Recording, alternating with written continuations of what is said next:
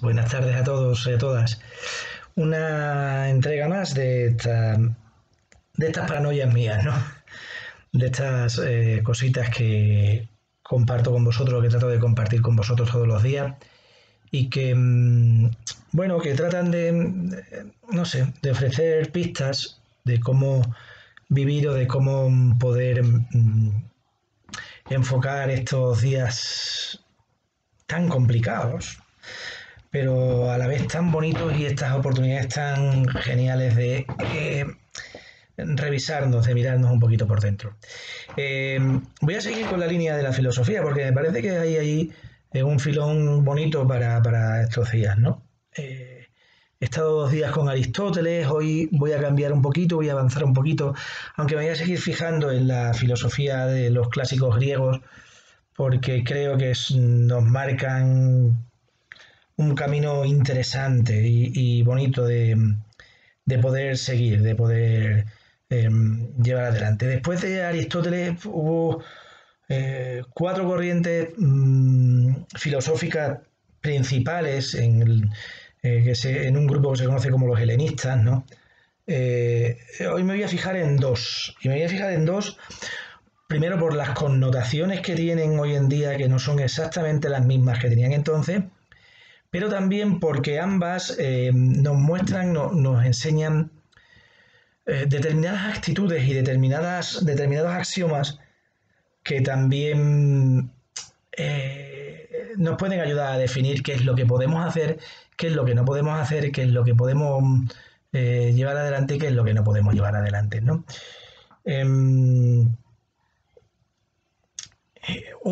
La primera en la que me voy a fijar es en la corriente de los cínicos, que fue fundada por Antístenes. Yo ya en uno de los plenos hice mención a ella, ¿no? Estamos hablando del año 400 antes de Cristo aproximadamente. Antístenes había sido alumno de Sócrates y Antístenes se había quedado con una parte de Sócrates con más intensidad que el resto de cosas que aprendió y que partían de una frase que había escuchado a su maestro, que había escuchado a Sócrates, que decía, se había parado delante de un puesto, de un puesto, de los que había entonces en los mercados, etcétera, etcétera, y se había quedado parado y se había quedado mirando y había dicho, cuántas cosas que no me hacen falta. Bueno, pues los cínicos lo que trataron de enseñar, bueno, primero los cínicos, la connotación que tiene hoy en día. La connotación que tiene hoy en día de un cínico es un cara, ¿vale? Un tío que es capaz de mantener una propuesta ideológica, social, sociológica, filosófica, que no comparte por beneficio propio o porque en ese momento no le perjudique, ¿no? Hay a muchos políticos, principalmente, que se les dice que son cínicos, pero también hay muchos personajes que no son políticos, personajes públicos que se les atribuye ese término cínicos, ¿no? El término cínico que conocemos hoy en día no tiene nada que ver con el término cínico que había en la Grecia antigua. Disculpad.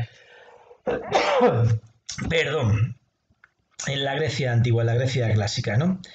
Los cínicos lo que principalmente se empeñaban en enseñar es que la verdadera felicidad no depende de cosas externas, ¿no? Como el lujo, el poder político o la buena salud. La verdadera felicidad no consiste en que estemos dependiendo de esas cosas externas, de esos condicionamientos ad extra de la persona, sino que porque no depende de esas cosas que siempre son pues fortuitas, son vulnerables también, por decirlo de alguna manera, no son coyunturales, en fin, perdón, no son estructurales, sino que son coyunturales, quiero decir, precisamente porque no se depende de esas cosas. La felicidad no puede ser, o sea, la felicidad puede ser lograda por todo el mundo, perdón. La felicidad puede ser lograda por todo el mundo, precisamente porque no depende de esas cosas ad extra, todo el mundo puede ser feliz. Y además no puede perderse, según ellos, la felicidad cuando ya hemos conseguido vivirla y hemos conseguido mantenerla, ¿no? Eh, el más famoso filósofo cínico fue Diógenes, que se dice de él que vivía en un tonel, ¿no? Y que además pues tenía una forma de expresarse un poquito descarada. La anécdota que se conoce de Diógenes fue cuando fue a verle a Alejandro Magno y se puso delante de él y le dijo: ¿qué necesitas? ¿Qué quieres? ¿Qué te puedo dar? Y Diógenes le dijo: pues que te apartes porque me estás tapando el sol. O sea, que el Diógenes en cuestión era un poquito descarado, porque era nada menos que Alejandro Magno. Alejandro Magno, bueno, ahora comentaremos qué ocurre con Alejandro Magno, que es muy interesante en toda esta historia, ¿no? Los cínicos opinaban que el ser humano no tenía que preocuparse por nada y, entre otras cosas, no tenía que preocuparse por su salud, ¿no? El padecer alguna enfermedad o incluso la muerte no debían dar lugar a la preocupación, y tampoco el que los demás tuviesen ese proceso tampoco debía preocupar, ¿no? Eh, Diógenes y los cínicos muestran que uno es más rico que el que lo tiene todo, porque con muy poca cosa es capaz de ser feliz, y que todo el mundo puede alcanzar la felicidad. Bueno, era una forma de democratizar la felicidad la que tuvieron los cínicos, eso sí es cierto, pero por otro lado también era una forma de empobrecer las relaciones humanas, y era una forma de hacer relativo todo lo que ocurre alrededor de la persona. Y no es cierto, no es real, no todo es relativo, ¿no? En el encuentro con Alejandro Magno no le tenía por qué haber pedido grandes riquezas, porque al final Alejandro se las podía haber dado. Pero, por ejemplo, sí le podía haber pedido ampliar mucho la cultura. Alejandro Magno trajo una cosa para Grecia extraordinaria, y que yo creo que la historia no se lo está valorando suficiente, y que debíamos fijarnos en esa figura no tanto como un conquistador militar, sino sobre todo como un gobernante que tiene que ver con lo que dijimos el otro día, con eso de abrir fronteras, de abrir fronteras. Alejandro Magno es el primer globalizador que podemos localizar como tal en la historia, porque al ampliar el imperio griego, entró en contacto y además tuvo un proceso de inculturación importante con otras culturas, con otros pueblos, con otras formas de ver la vida, con otras formas de afrontar la ética, la política y la moral, que le llevaron a ser pues el gran estadista que fue, dentro de los métodos y las formas que se tenían entonces por parte de los reyes, que evidentemente no eran las más adecuadas. Alejandro Magno fue un rey culto que aportó cultura y que además vivió otras culturas, vivió y las transmitió. Alejandro empezó su trayectoria fuera de Grecia, eh, intentando hacer de los sitios conquistados otras Atenas, y Alejandro al final se terminó trayendo elementos que formaban parte de otras culturas, que completó la cultura griega y que a la vez alimentó luego la cultura romana con la influencia que ha tenido en nuestras culturas posteriormente. Eh, el hecho de que Diógenes le rechazase eso empobreció a Diógenes más que enriquecerlo. Sí es verdad que era más rico que Alejandro Magno, porque no dependía de las riquezas materiales, pero le le empobreció a Diógenes porque no le hizo disfrutar de la apertura de miras que le podía haber dado Alejandro Magno. Ojo, que hoy en día nos ocurre eso. Mentimos cuando decimos que estamos en un mundo globalizado. Yo creo que podemos decir que tenemos el mundo al alcance de nuestras manos, sí. Creo que podemos decir que hay un cierto que había hasta esta crisis, había, ahora a partir de ahora pues ya veremos, ¿no? Que había un cierto acuerdo de opciones sociales y de opciones convivenciales, incluso de opciones económicas. El mundo de los bloques cayó. Y ahora hay otros bloques, pero que no se identifican con ideologías políticas ni con formas de gobierno, sino que hay otros bloques que se identifican con algo que es muchísimo más grave y que es muchísimo más trágico, que es la desigualdad. Yo sigo sufriendo todos los días pensando en mis amigos de Guinea, ya que les ha llegado el bichito allí, cómo van a ser capaces de afrontarlo sin medios, sin hospitales, porque los hospitales, bueno, no os los voy a poder imaginar y no os los voy a describir, con casas de madera en la que entra absolutamente todo, no hay posibilidad de aislamiento en las habitaciones, es prácticamente invisible porque las habitaciones están compartidas por 2, 3, 4, 5 personas tranquilamente. Y ya no digo, por ejemplo, la cocina, que es el sitio donde se cocina, sí, pero también donde se convive durante todo el día. Es el sitio familiar de convivencia, la cocina, ¿no? Uf. En fin, esos bloques no existen, esos bloques anteriores no existen de la idea política, sí existen los bloques de la desigualdad. Y duelen.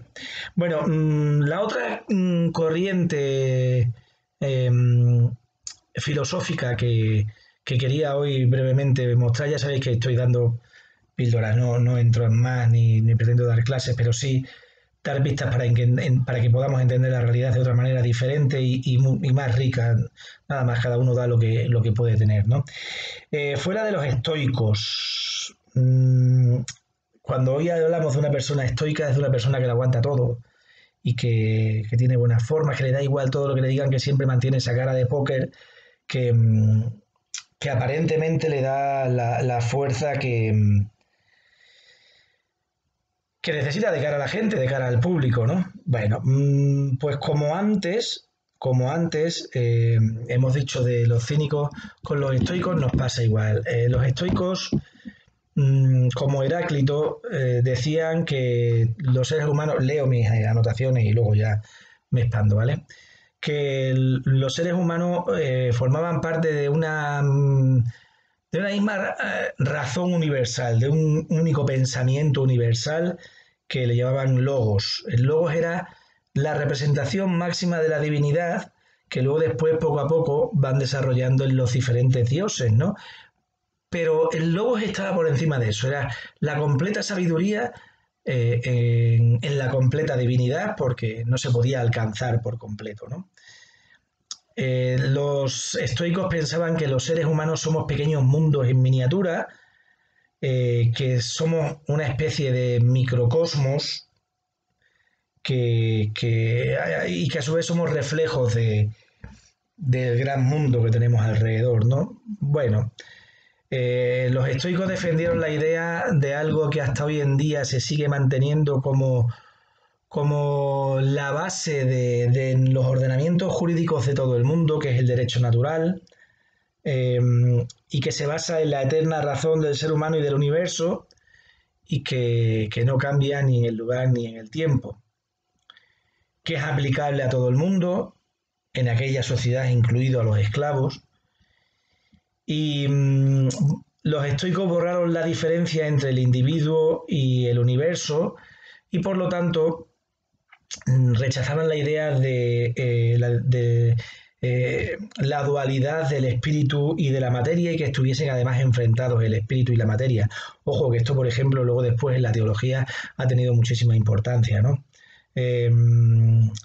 Los estoicos eran cosmopolitas, eran mucho más abiertos a la cultura contemporánea, y señalaban como muy importante, y esto es lo que quiero resaltar, señalaban como muy importante la comunidad de la humanidad. Se interesaron por la política y varios de ellos fueron hombres de Estado. Y además, lo más importante, eh, ellos pensaban que el ser humano, que la persona es para la persona algo sagrado.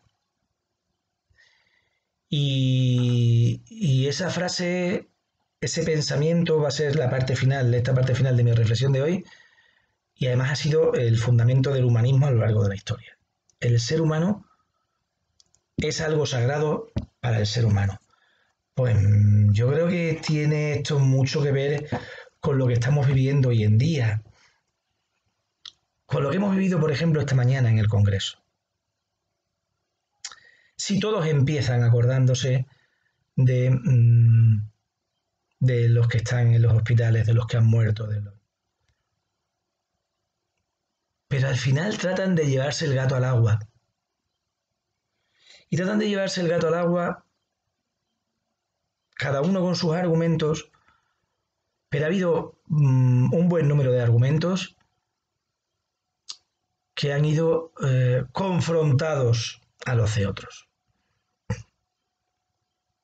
Lo importante no era la persona, no eran las medidas para la persona, sino que mis propuestas eran contrarias a las del otro y además eran las acertadas y las del otro no. Insisto en lo que dije ayer. Nada va a ser igual cuando esto acabe, pero ahora mismo. Y siempre, pero ahora mismo con una intensidad mayor, lo importante son las personas. Lo importante son las personas. Todo lo que está ocurriendo le ocurre a las personas. En positivo y en negativo. Todo lo que va a ocurrir está en clave de las personas. En nuestra actuación particular, familiar, personal, social, económica y política, lo importante son las personas. Las descalificaciones en este momento no dan la razón, la quitan. La crítica en este momento tiene que saberse expresarse para que no sea algo que produzca daño, sino que produzca corrección. No se tiene que intentar ejercer el poder. Ahora es momento de la autoridad y la autoridad lo da la actuación que tenemos con nosotros mismos y con los demás. Quien quiera ganarse un puesto en estos días ya tiene el fracaso asegurado. Quien quiera salir vivo de estos días tiene que tener en cuenta que todo lo que hace es para las personas. Si yo me voy de puente o me intento ir de puente a mi segunda residencia a la playa, no estoy poniendo como importante a las personas. Si yo defiendo un discurso político ausente de referencias a lo que necesita inmediatamente la gente y en confianza con los que tienen que tomar las decisiones, llegando a acuerdos con ellos para apoyarlos, lo importante para mí no serán las personas. El ser humano es algo sagrado para el ser humano. Sagrado. Los cristianos eso lo apoyan porque dicen que cuando comulgamos nos convertimos en sagrarios vivos de Jesús. Entonces nos convertimos en algo sagrado. Y para los que somos creyentes, es verdad. Pero para todo el mundo, el ser humano es algo sagrado para nosotros. Por favor, tenemos la oportunidad única de retomar todo esto, de hacerlo de otra manera, de que nos importe la gente, de que tengamos formas diferentes de pensar, pero que lo importante sea realmente lo importante.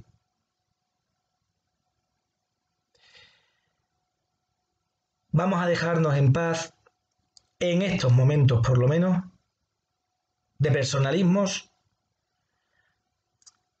y de llamadas de atención. ¿La crítica tiene que existir? Sí. Hay que saberla expresar también.